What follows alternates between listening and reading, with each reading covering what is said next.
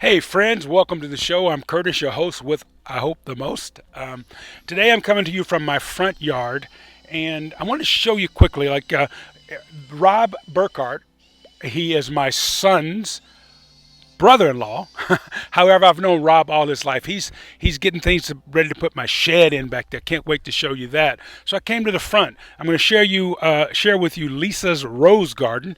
I promised you a rose garden. And on my right, my azaleas. I've got white, purple, and I also have some gardenias there. And I think it's funny that rain we had last week has turned those white flowers a little rusty. No sweat, they'll come back though.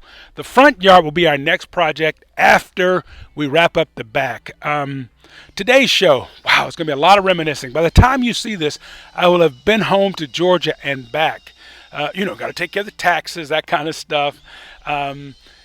Take some things out of storage because the baby, Cole and Jenna's baby's coming. I'm going to be a grandpapa really soon. So I've got a lot of things I want to bring out here for little Graham, my first grandchild. Hey, Rob, you're going to be an uncle soon. He's over there working. Anyway, today's show, a lot of reminiscing. I am going to start off with a clip from my old show, Food Network Pick of the Day. Then Cole and I are going to go to the farmer's market, back when the farmer's market was downtown in Novato. Curtis Jr. is going to play a little jazz for you. I'm going to make a pasta with love, a dish I created for the Dalai Lama. Going to finish up with my brother. Different mama, different daddy, same father. Vince Latangio is going to make for you a beautiful crusty Italian bread. Ooh, it is so tasty. And then maybe some more tricks of the trade along the way too. Okay? Love you. Remember, it's about spreading love. I'm gonna be a granddaddy very soon. Do I get to dance? Pop, pop. That's how I hope he'll call me Pop, pop. Who knows? Whatever he wants to do, it's okay with me. Spread love. Oh, I can't wait to really get this rolling so you guys can get to know about all these wonderful plants that we're gonna grow. Go out, pick them, bring them up here, and cook with them. Hey, my garden is located about 105 miles north of San Francisco in Northern California, Mendocino County, Hopland to be exact, home of Fetzer Vineyards, a wonderful, wonderful place to visit. This is just a beautiful, beautiful setting.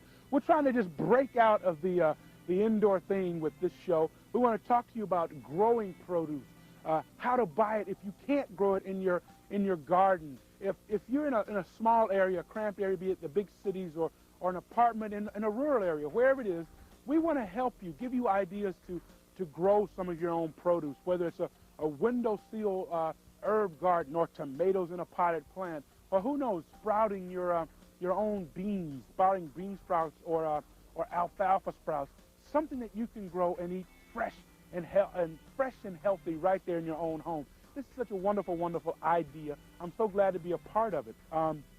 It's just great here. Today I have a guest. His name is Jeff Dawson, the man who created this wonderful outdoor garden. Come on in, Jeff. Let's let everyone meet you. And how are you this morning, Jeff? Good, Curtis. Welcome to the garden. Oh, thank you so much. Thanks for having me and my whole family, my television family, in the garden. When we get back from this break, Jeff and I are going to be out here. Well, we're going to head out now. We're going to head out here and get ourselves set up to talk to you about the wonderful things in this garden, how it's grown, and so on and so forth. So you don't leave your TV. Get your pencils and papers ready and talk with Jeff and me out in the garden. Let's go see your beautiful garden. Okay.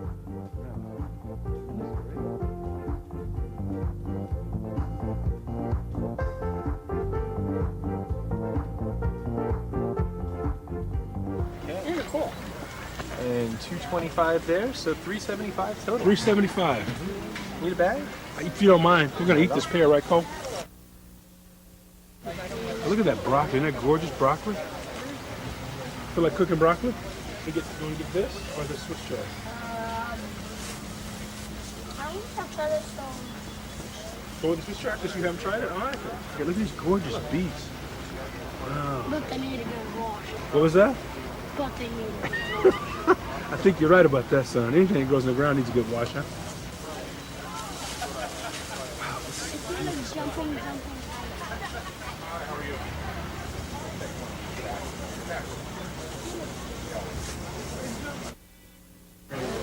Just gonna come the big rainbow, and then Alberta, like the Alberta peach. Well, the flavor on this one, the Cherokee Purple is very intense. Wow. And you can taste that, and it has a little bit of a tang, and then the back side of the flavor is a little bit smoky. I think. And this is one of our best-selling tomatoes. That's worth trying, guys. Wow. Yeah. Another blast from the past. Back in the early days, or my early days of television, I had a chance to work with some pretty good products. Fleshman was one of them. And they asked me to make a crostini, or create recipes, I should say. And one of the ones I created was this crostini, mushroom crostini. So now here's a little look behind the scenes. There's a camera crew recording me, and if you notice, you can hear him giving directions. I'm also going to make a compound spread. Can't call it butter because we're using a spread. If you remember the show with Chef Leanne down in Las Vegas, she made the compound butter. Same type technique. Enjoy.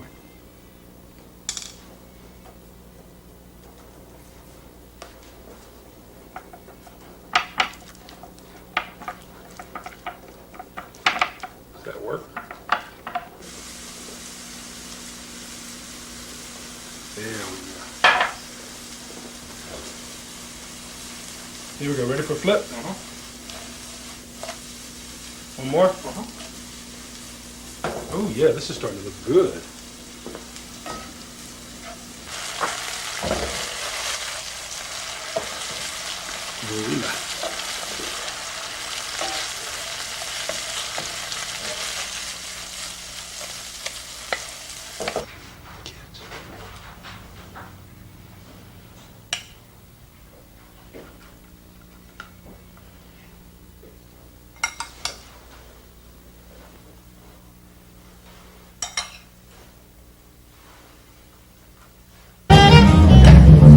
Have you ventured out yet?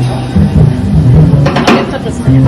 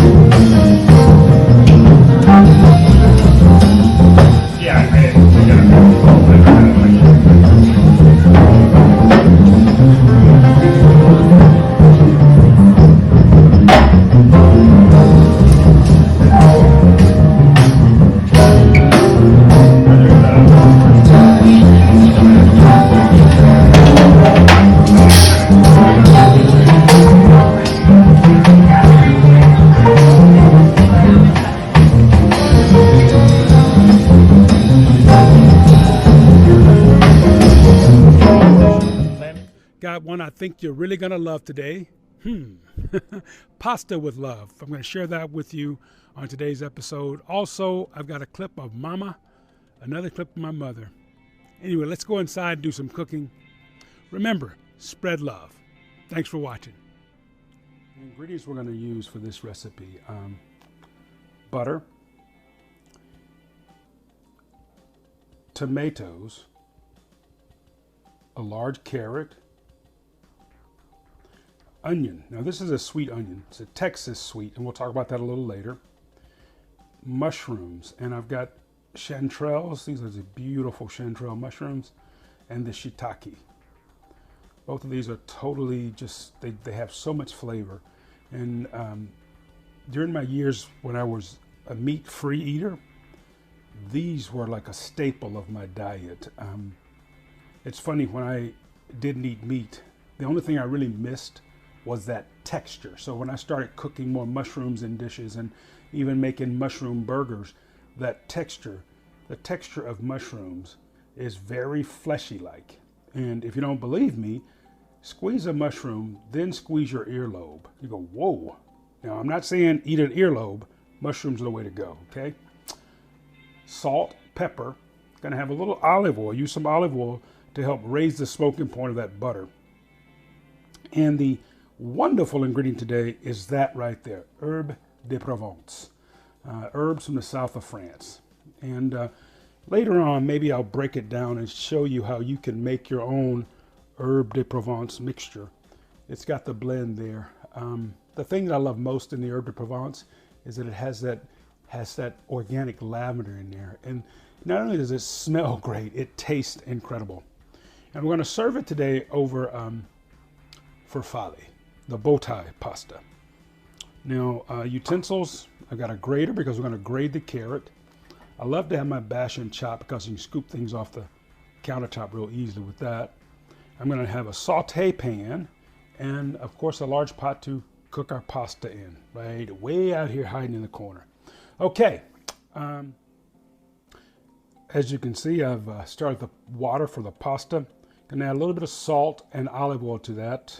You don't have to do that, but I think it helps to flavor it up. Also keeps it from sticking so much.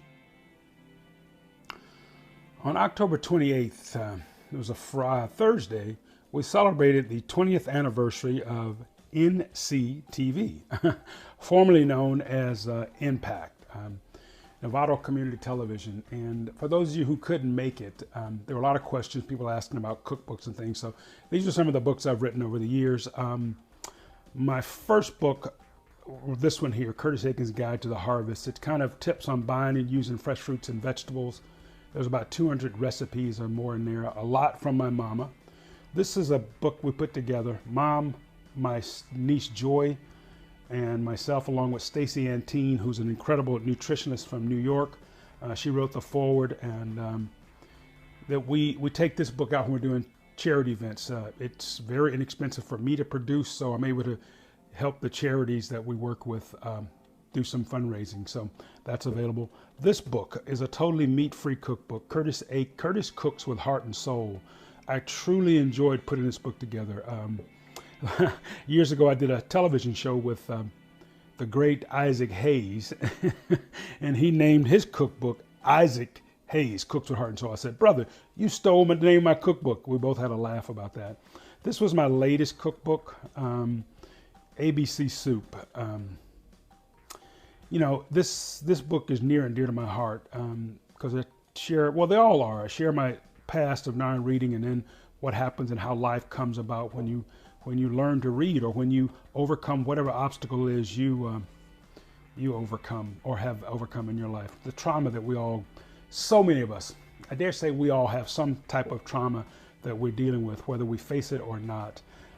Back in the day when I was coaching high school football and baseball, I would wear two different shoes. And the thing, and when I was doing cooking demonstrations with children, I would point, they would notice the two different shoes, and they loved it. And I would express to the children, it's okay to be different. So that was a way of saying, it's all right, accept my differences and move forward with it. And so I wear those two different shoes to let the kids know, hey, it was fun. All right, y'all, let's cook. The water started to boil, so I'm gonna go ahead and add the pasta. Now, and I move it to the back burner just to give us more space. Gonna add my noodles, the farfalle. Most package directions say to cook your dry pasta 12 to 14 minutes. I do like my pasta past al dente, so I cook a little longer, maybe 18 to 20 minutes as well. Cook my pasta, then I check it because I really do like softer pasta. Seems like my system digests that better. Okay, so we'll check that in about 15 minutes, see how it's coming along. Vegetables. Two things I want to share with you. That's a really big onion, and this is a sweet onion. This is a Granite X from Texas. And I've always given the rule when it comes to buying sweet onions, the flatter the onion, the milder the taste. And there's always an exception. Those farmers in Texas, they like to do things big. So they're the exception to the rule. Big oval. They're nice and sweet. However, they do have a little more of that sulfite, I think, than Vidalia and Walla Walla. We're not going to need that much onion for this recipe. So I went to my fridge. I like to use things up, and I've got about a quarter of a large onion left over. So we're going to dice that up. Again, reminding you safety. A little wet paper towel underneath your cutting board. It locks it into place. Also, we're just going to prep our onion. Just run those lines right down. Run your knife right down. You get a nice chopped onion. Diced onion, I should say. Look how fine those pieces are. Isn't that gorgeous? And I tell folks, you know, whenever I'm doing cooking classes, whether it's with kids or with grown-ups, get your skill level up before you try to speed up, okay? Yes, in restaurants, we've got to do things quick. However, we have to make sure we do them safely. So work on your knife skills before you start trying to work on your speed skills. Okay, there's our onion. It's ready to go.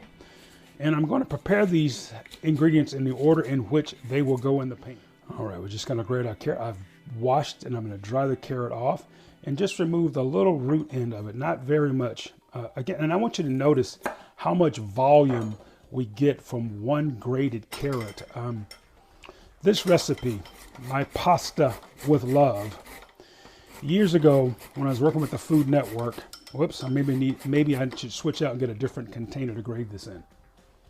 Yeah, I was losing some carrot out of the back of there, so I'm going to switch to one of these rectangle containers here. And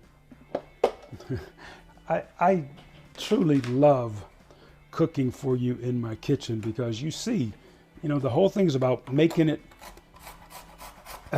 accessible for anyone. You know, we do make mistakes in our kitchen, the pros.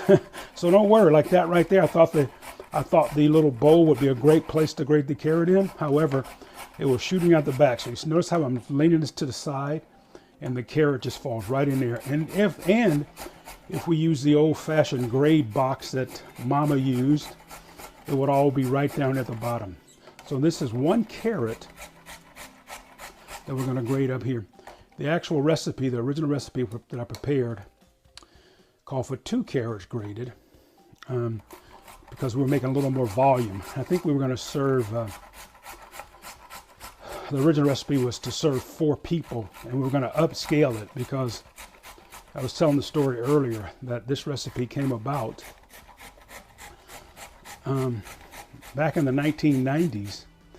The Dalai Lama was coming to New York, a little fundraiser, and one of my dearest buddies, Drew Nepurant, great guy from the Myriad Restaurant Group, asked me if I would like to be a part of the festivities. And I'm like, of course, for the Dalai Lama, of course.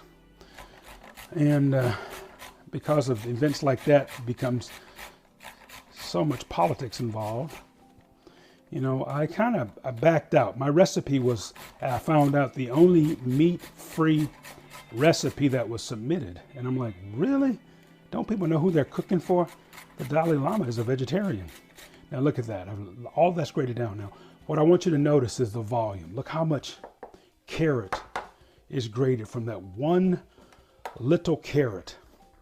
Now the carrot is a big part of this recipe because it adds the sweet to the sauce that we're going to make, because the pasta is the bow tie, the love is this beautiful sweet and savory sauce we're making. And if you want to equate it to an Italian sauce, be kind of like a puttanesca, a quick and easy sauce. You know, I'm not going to explain what the word puttanesca is in Italiano.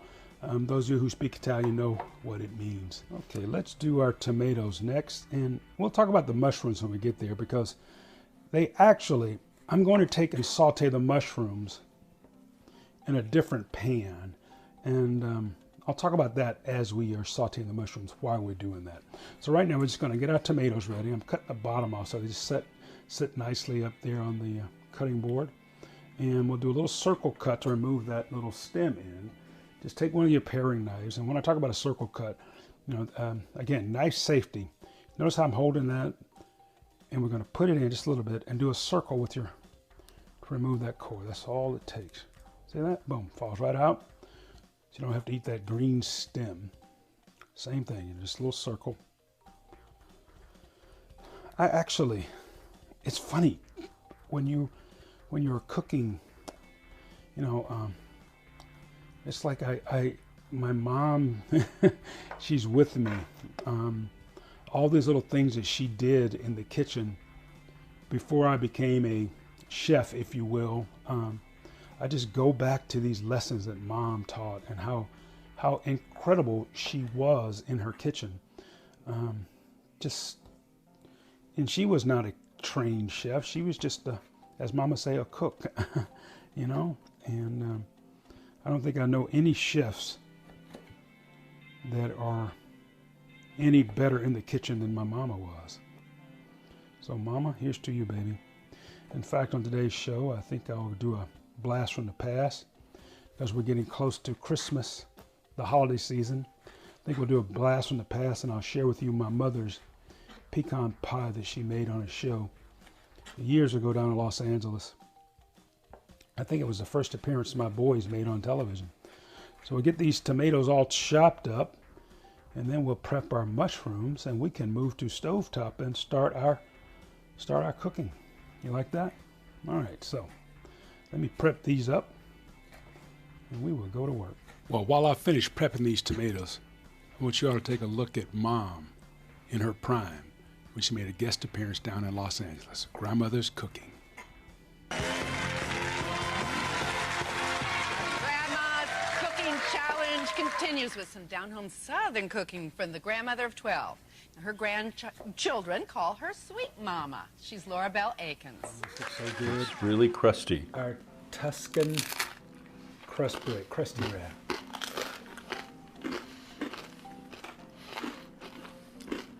I love it. I love that crunch on the outside. This would be great with soup, huh? Be great with anything.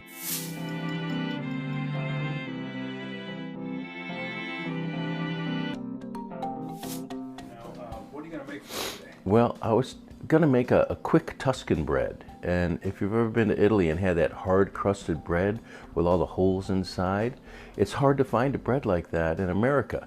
And I love that bread. Family loves it. So I thought, why not find a way to make that? My family loves Kalamata olives. And, you know, welcome to America, we have Costco. So I get the big jar of those Kalamata olives, and they are great. And they're pitted. Make sure you use pitted olives, because nobody likes to bite into a crusty bread with a hard pit in it. Quick question for folks who are not familiar with a Kalamata, can you show us one of them? So this is a Kalamata olive. It's a Greek olive, and it's got a lot of flavor, a lot of salt in it. And I just cut them in half, and they're pitted already. And I just get about a cup for the bread. I see 3 cups of all-purpose flour, bread flour, or any flour you want to use. I use bread flour only because I have it, but if I had plain flour, I'd use regular flour. I got 1.5 cups of room temperature water. I've got a half a teaspoon of yeast. And this is 1 3/4 teaspoons of salt. What I do is I throw the salt in the flour, and I throw the yeast in the flour, and then I throw all that into a pan. And you can use a bowl, the silver bowl, metal, or you can use a plastic bowl. All you want to do now is add the water and mix. So I'm going to grab a spatula, and you just mix it with a spatula. Before you do that, last time you cooked with us, you explained that you were a landscape architect, correct? Yep. What are you going to say? Just going to add the water to this, and you can see how wet it is. So we're just going to mix it up, and at this point I'd like to throw the olives in. It's beautiful already, guys.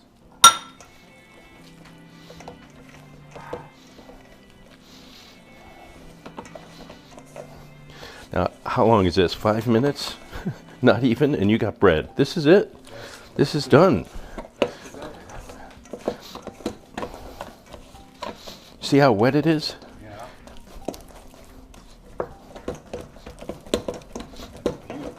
And that's it.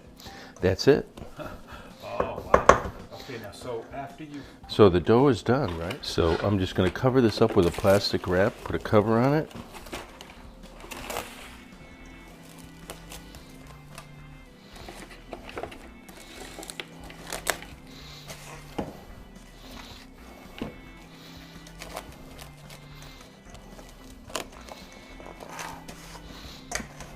And let that rise for 12 to 18 hours. 12 to 18 hours. Yep. So you make it the day before. You get up in the morning, make fresh bread. And I like to cover it. I like to put it on my stove only because it's a little warmer than other places, because it's been used and like at that heat. I like to take a damp towel that's wet and just put it over. I just wring it out so it's a wet towel, and I put it on the oven and let it rise for 12 to 14 hours. Very easy.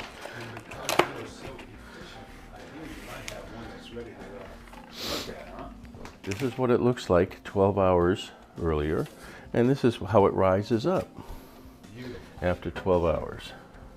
So you made the first one last night, huh? Yeah. Again, 5 minutes. 5 minutes to mix it. Yep. So this is parchment paper. I cut the parchment paper to put in the pot so that this doesn't stick. You can put flour down, but I like the parchment paper because everything slips right out. I've got the oven heating up. What I'm going to do, we heat the oven to between 400 and 500. I start at 500, so it's got a little bit more ways to go. So I just put the pot in empty with the top on and let it heat up for an hour. After I heat that up for an hour, I take it out carefully and I put the parchment paper in then, and I dump this dough just like it is. You can see how soft and wet it is. It's supposed to be wet. And I just scrape this out with my spatula, dump it into the bottom of the pot on top of the parchment paper, and cook it for 30 minutes with the top on at 500 degrees. I'm going to take the bread out now, Curtis. Now this is the first 30 minutes with the top on. So as you can see, the top is still on. So I'm going to take the top off now. I want you to get a look at that bread. This is beautiful. Wow. Now I'm going to put this back in for 20 to 30 minutes. It depends on how much you want that crust to brown and harden. So right now this would be kind of a soft bread, you're saying? No, it's still hard. See, it's hard, but it's not crusty. It's not dark. So we're going to cook it now. Same temperature. Same temperature. Never change the temperature. It's 500 when you heat the pot, 500 for the first 30 minutes with the top on, 500 for the next 20 minutes with the top off. Why'd you get the cloth, man? What's that? You got a cloth? Yeah, I just got a cloth to put it on. That's it. It's done. You just wrap it? I just wrap it up to keep it warm. This is done. Look at the parchment paper and how it came right out. Nice. Easy cleanup, huh? See the bottom? Mm-hmm. Oh, now this is loaf. You have whole olives, right? Whole olives, but I should have cut them. Wow, I want to taste one of those olives. Can I pull one out? Uh-huh. Oh, it's so good. Nice and crusty. Thump it one more time. Bellissimo. Vince, thanks for sharing the recipe. You bet. All right.